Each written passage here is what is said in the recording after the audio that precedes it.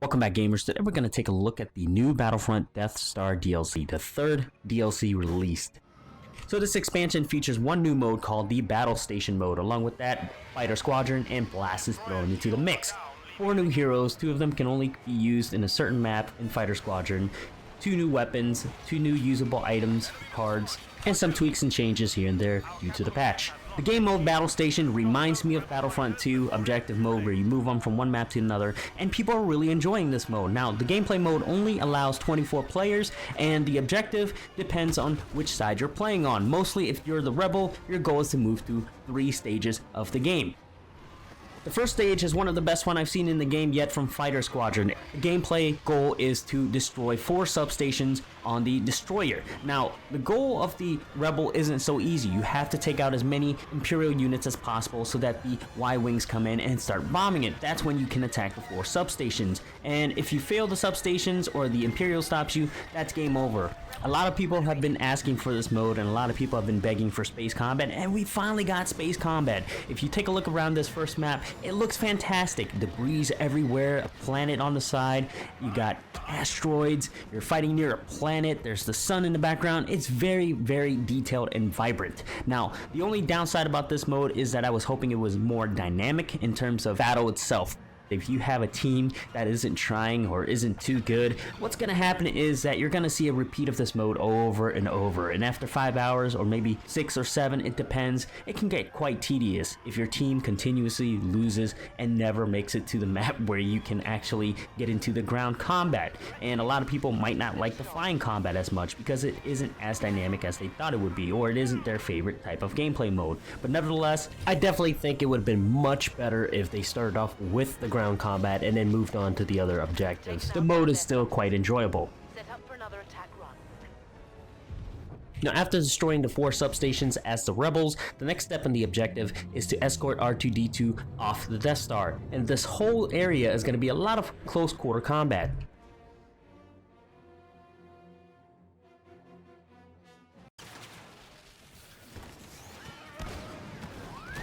The person who reaches R2-D2 who tags him gets to play as R2-D2, and it's pretty fun. While the entire rebels are guarding you, you'll have to make your way back to the escort point. At the same time, the spawn changes areas and the Imperials will spawn on the other side. So it's really interesting how they work this out, and it's really well done.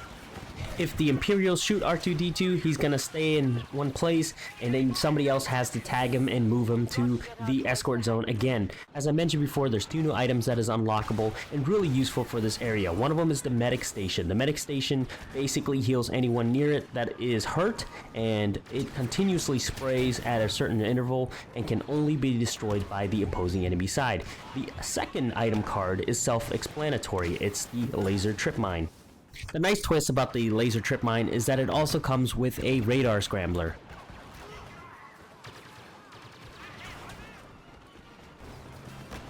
The third phase of the mode is going to be the trench run. Now, during this moment, 3 random rebels will be picked to do the trench run, and if all 3 dies, it'll have to repick another 3. The goal of this trench mode is to run the waypoints and reach the Death Star exhaust.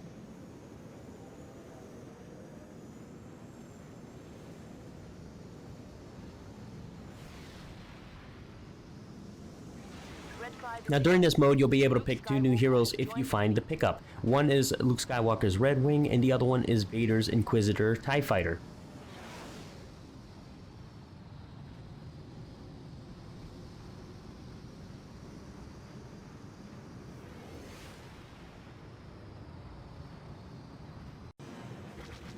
I did find a Skywalker's ship, and I did navigate the trench, but when I reached the end, I didn't know what to do and crashed it, so I kind of messed up. But thankfully, somebody else picked up and we won the game.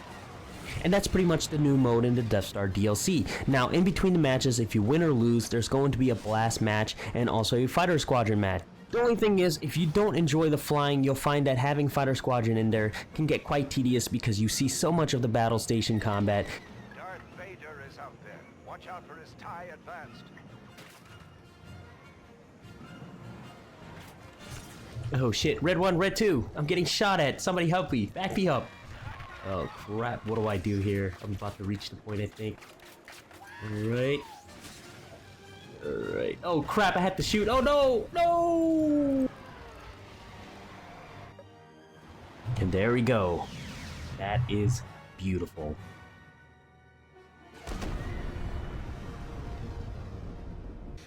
Now, moving on, you have two new heroes, one of them on the Rebel and the other one on the Imperial side. For the Rebels, you have Chewbacca with his bowcaster, a great hero to play and also fun skills. One of his skills is an AoE ground slam that kills everyone in the vicinity. The second one is his roar, which will benefit the entire team by increasing their damage while also disorienting the enemy. His final skill is tied into how many kills he gets and also ties into his bowcaster. The more kills you get, once activated, you'll be able to shoot a flurry of bolts at your enemy using the bowcaster.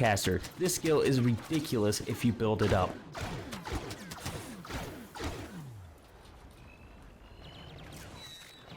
Now on the Imperial side, you have Bossk, who is the reptilian bounty hunter. He sports a Shelby and also has 3 nice moves.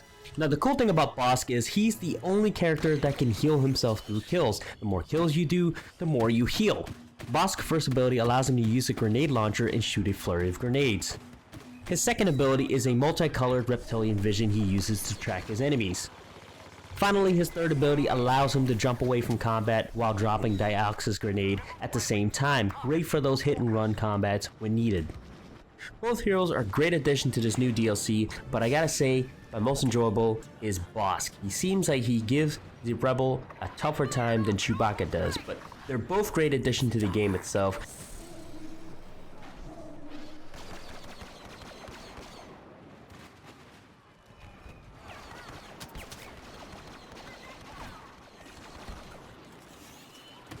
Finally, we move on to talk about the weapons in this DLC.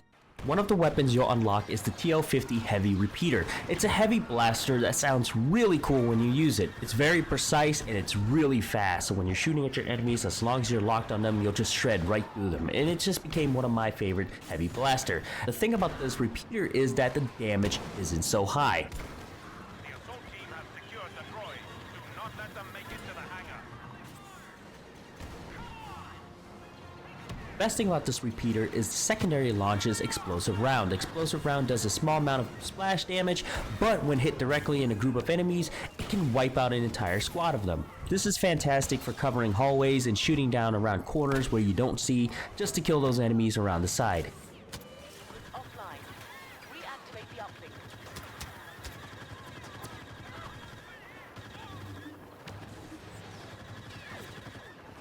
Taking over a control point.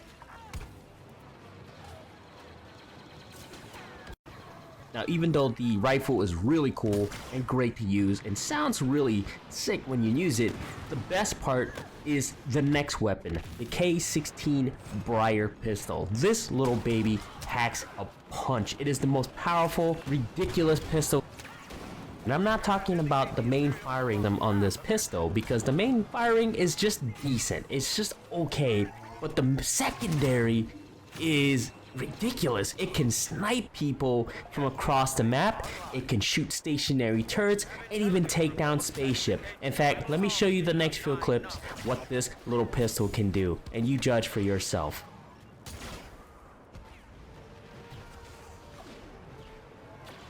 Enemies in the area.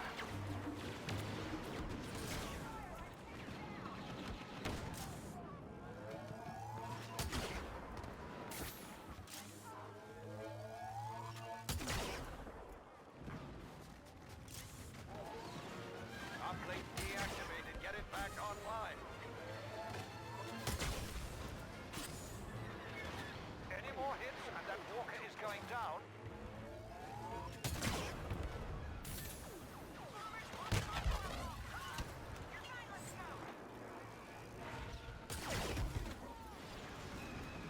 Defend our walker. Anyways, guys, that has been my review for this DLC. It is a very nice DLC. I love the game mode. I wish there was more maps to it, and hopefully in the future we see much more of this, because this is quite frankly one of the best DLC I've played for this game. And also, I forgot to mention the changes they did to the skins itself. Apparently this is controversial, but they added the ability to switch out helmets from the stormtroopers, and a lot of people are crazy about it. So hey, that's another good news about the game. But thanks for watching, guys, and remember to subscribe and game on.